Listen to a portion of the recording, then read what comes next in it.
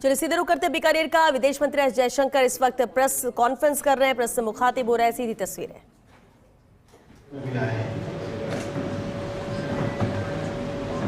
आप जानते हैं कि देश में चुनाव चल रहे हैं और आप जो है रोज ही कहीं ना कहीं साउथ में या नॉर्थ में जहां पर भी पार्टी आपके कार्यक्रम मनाती है आप वहां पे प्रचार करने के लिए जा रहे हैं। और आज अगर मैं देश की बात करूं तो हमारा जो नारा है 400 पार का,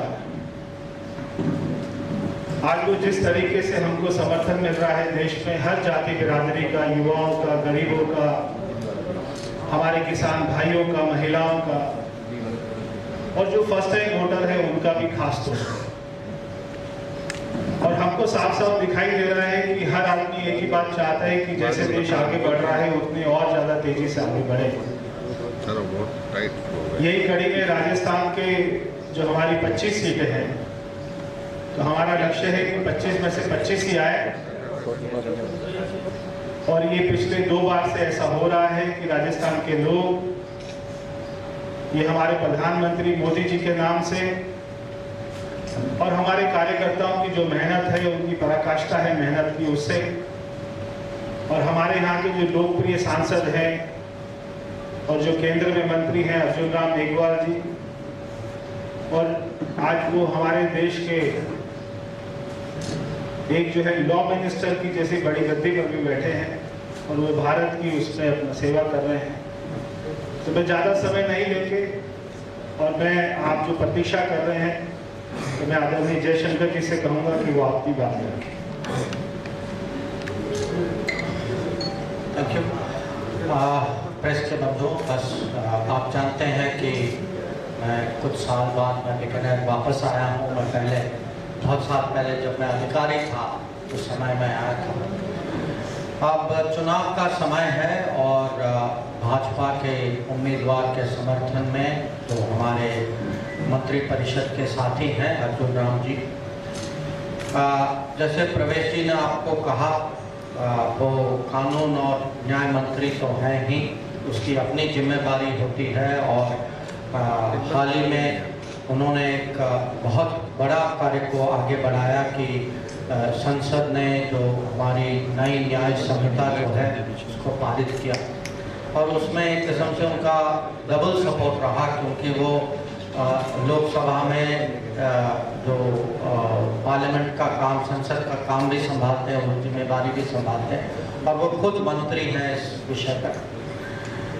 और उसके अलावा ये आप उनसे परिचित हैं, आप जानते हैं कि वो उनका बहुत शासन में भी अनुभव है।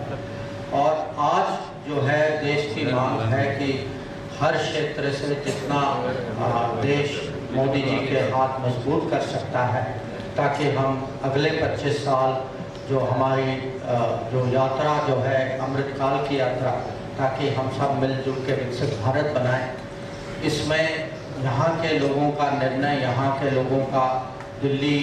अर्जुन राम जी को भेजना बहुत एक महत्वपूर्ण काम होगा। अब ये चुनाव जो है अगर हर पार्टी जो है अपनी मैनिफेस्टो तो निकालेगी, और आप सब जानते हैं कि ये चुनाव पूरा देश अपना विश्वास प्रकट करेगा मोदी जी की गारंटी पर। और ये मोदी जी की गारंटी जो है ये कुछ कहने की बात नहीं है, ये 10 साल, ये पिछले दशक का एक रिकॉर्ड कि अगर आप अलग अलग विषयों में योजनाएं देखें, अभियान देखें,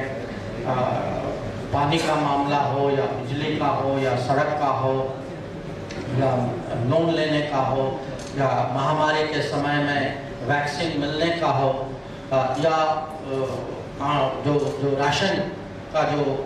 जो अभी जो नई प्रक्रिया जो पिछले सालों में शुरू हुई है, तो मोदी की गारंटी भारत के पब्लिक ने देखा है पिछले 10 साल और हमें पूरा विश्वास है कि ये गारंटी जो है इसको आगे बढ़ाते रहने में हमें पूरे भारत से इसमें सपोर्ट मिलेगा। ये मोदी की गारंटी, मैं विदेश मंत्री होने के तहत ये भी कह सकता हूँ कि ये गारंटी बाहर भी चलती है कि जहाँ भी हमारे नागरिक और कभी कभी हमारे मूल के लोग कहीं फंस जाते हैं। युद्ध का समय हो, जैसे यूक्रेन में युद्ध चल रहा था या इजराइल में चल रहा था, या जब अफगानिस्तान में कुछ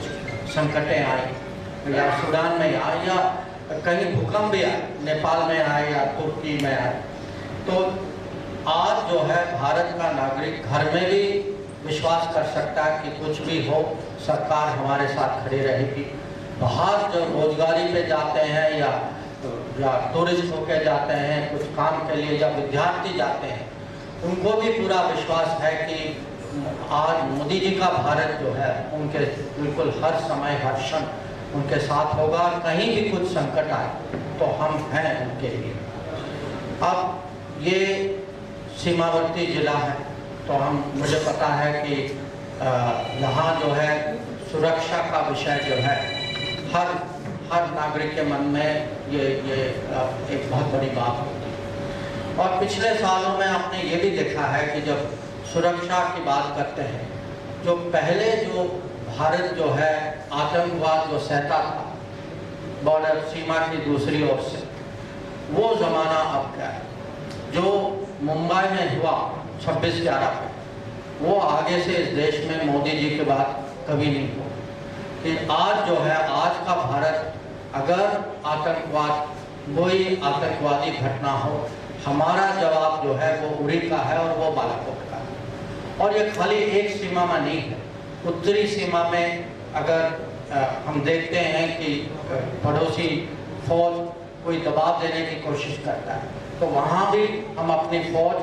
जितनी भी कठिनाई हो, कुछ शक्ति हो, महामारी हो, तब भी आज हम लोग, हमारी फौज वहाँ